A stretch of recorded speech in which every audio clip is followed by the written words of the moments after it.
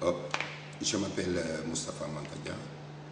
Je suis l'un des derniers fils du feu lieutenant Landi Mankadia de Bignona. Voilà, Monsieur Mankadian, l'armée vient de célébrer ses journées nationales et les autorités militaires et administratives de ce pays ont saisi l'occasion pour baptiser le 25e Béra d'éducation du nom de cet illustre fils de la Casamance qu'est Landi Mankadian. Pouvez-vous revenir sur la vie de ce dernier?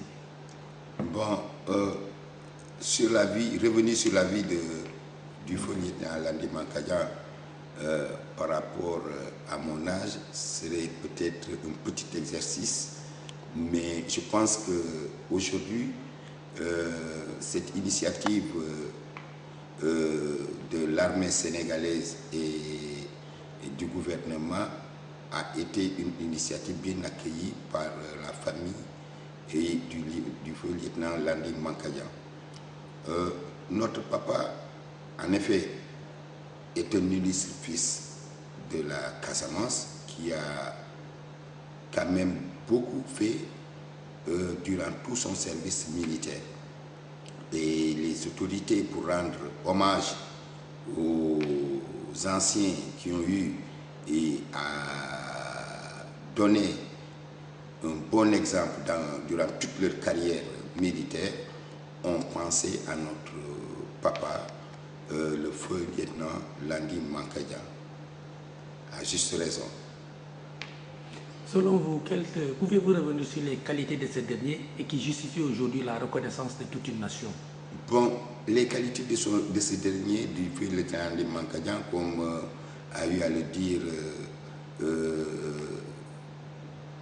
le directeur des musées des armées, le feu lieutenant Landi Mankadia avait beaucoup de qualités parce qu'il est parti analphabète, il s'est incorporé analphabète à l'époque où il n'était pas évident de faire des études, et durant tout son service militaire, vu sa bravoure, vu son sens élevé du devoir, il est revenu officier dans l'armée. Il est redevenu officier. Donc aujourd'hui, si je comprends bien, je pourrais dire que le feu lieutenant Landi Mankadia, de par son parcours élogieux, montre encore une fois comment le sens de faire des études, enfin, le sens élevé du devoir peut amener l'homme à réussir dans sa vie. Et d'ailleurs, c'est ce qui l'a amené, et après tout son parcours, après tous les honneurs qu'il a eus durant tout son service militaire, une fois revenu, après sa retraite, à se faire donner la responsabilité des parents d'élèves. Il a beaucoup aidé les jeunes à l'époque à aller à l'école. Pourquoi? Parce que je me rappelle bien, je me rappelle que ma maman me disait souvent, votre papa disait que lui, s'il était incorporé à l'époque avec le certificat en poche, il serait devenu général. Mais comme il n'avait pas fait des études, il était obligé de se battre, de suivre des études. D'ailleurs, c'est actuellement, même dans l'armée, si tu es analphabète, il y a des cours qu'on vous donne pour que vous puissiez quand même réussir. Et c'est ce qui l'a valu d'aller jusqu'au grade de lieutenant. Donc, ceci dit, il voulait que les enfants aillent à l'école. Parce qu'à l'époque, il trouvait que le seul moyen de réussir, c'est qu'il faut que l'éducation soit une priorité pour les enfants. Et il s'est beaucoup battu par rapport à ça.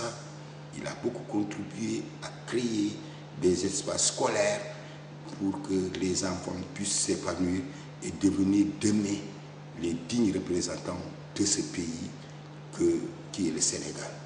Et le Boulouf aujourd'hui, dans le passé, a eu une renommée d'être le département de Bignona, le département le plus scolarisé.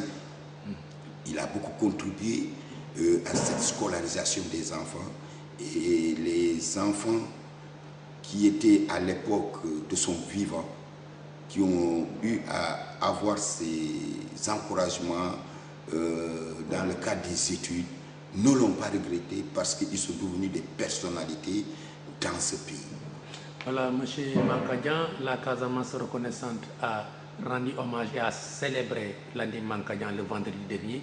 Comment vous avez vécu, vous, personnellement, cet événement?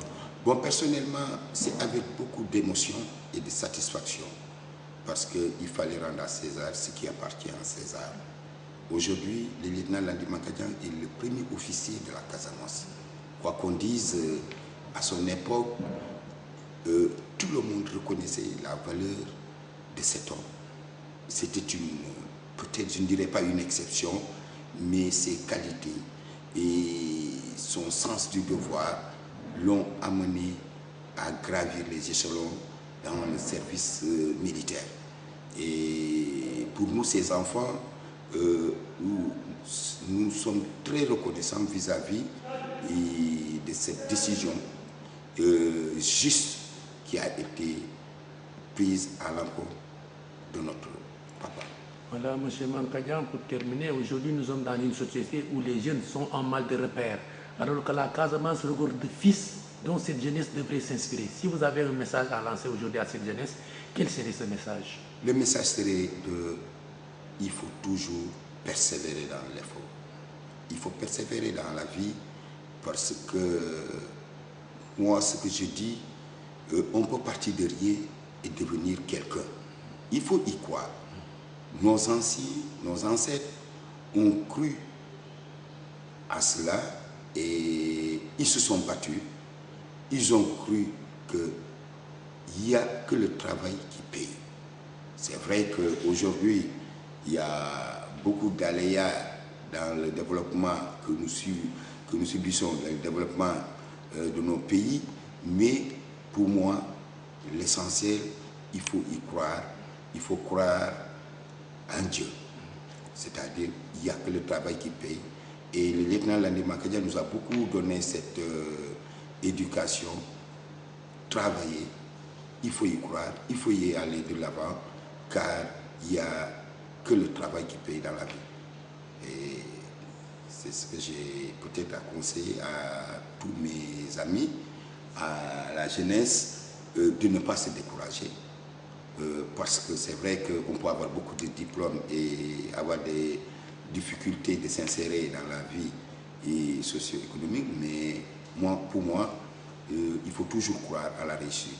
Il faut toujours croire en Dieu et dire que tôt ou tard, la réussite viendra avec cette foi de croyance.